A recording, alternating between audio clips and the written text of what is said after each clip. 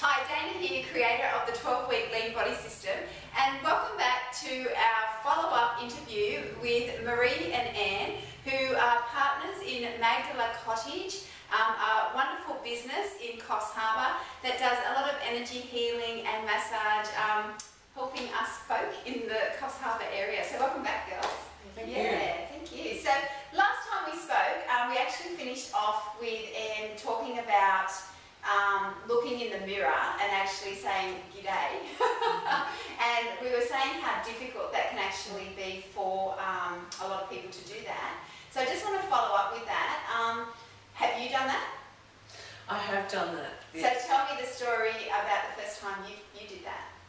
I think it was actually Marie who got me to do that, and just to stand in front of the mirror, because you know what you see is not who you think you are.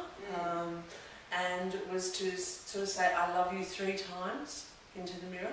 The first few times were very, very hard, you know, and usually by the 3rd time I was crying. Really? But as time went on, it became easier, and the 3rd I love you was much different to the first I love you. You know, I also noticed my clients in the gym, when I had the gym with mirrors, they would not look at the mirror, and I'd say don't use it to look at, just use it to make sure you're balanced. You know, and it was really interesting that they just could not do that. Yeah. So Marie, knowing that we find it so difficult to look in the mirror, and I know even for myself, it's like, you know, if you caught yourself looking in the mirror going past a shop even, that would be classed as being a little bit, you know, you love yourself. You love yourself. Like, oh my God, that's terrible, isn't it?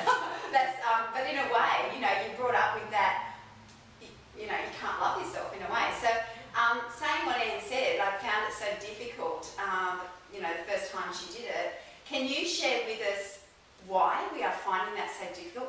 What's going on there? Well, the mirror in itself is so many layers and wears so many layers. And again, as Anne said, you know, what we perceive in the mirror every day is all we are. We are so much more. But there's so much underlying in that mirror, again, on the consciousness levels that we're not fully aware of. But the first step into healing, I know we addressed on the last segment, was to become conscious.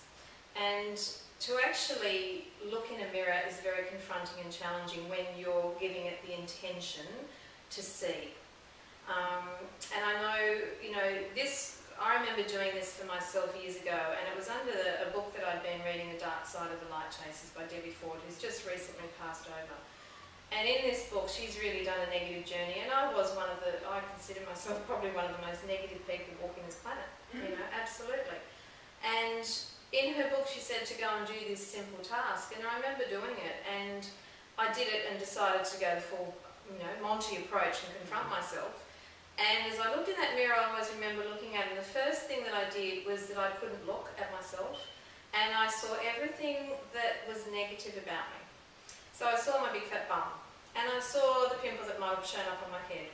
Or I looked at everything going, oh, look at that, look at this, until again I became conscious, because again, this is the automatic pilot running through us that just wants to keep us in our box. And then I thought, oh no, I've got to look at myself and say, I love you. And then as I did that, I thought, right now, and even just, it was this build up to thinking, I have to do this. It wasn't a natural flow on. And as I did it, I went, and I got distracted again. And I thought, what am I doing again? And there was this process where, I don't know how long I was there for, and I still had not said I love you. And in that moment, and while I was actually beginning to teach this sort of stuff and doing a lot of work on myself, I realised in that moment of time thinking, oh my God, I've got some really deep core stuff to look at and to deal with, because I can't even say I love what I see in that mirror. And it did take me a long time, and that's okay. And I think that's a message that I'd like to convey today, that is okay. Because it's a huge thing to confront yourself, and it takes guts.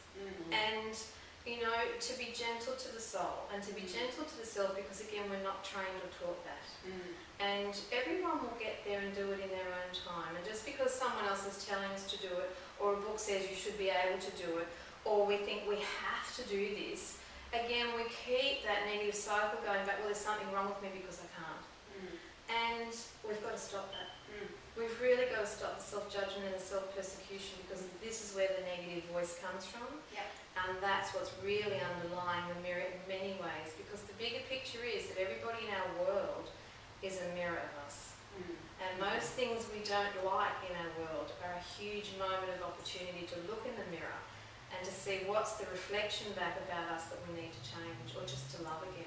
So I reckon we should stop there, because I reckon that's just the perfect thing for our next interview, is to actually talk about how other people are a mirror of yourself. Because I know that I have done a bit of work on this, and I found it really challenging to wrap my head around that. Like, if somebody was being quite aggressive or angry or whatever, and I'm thinking, well, that's certainly not a mirror of me, but I did start to work with that and start to understand that. So I'd love for you to be able to talk about that in our next interview. So that would be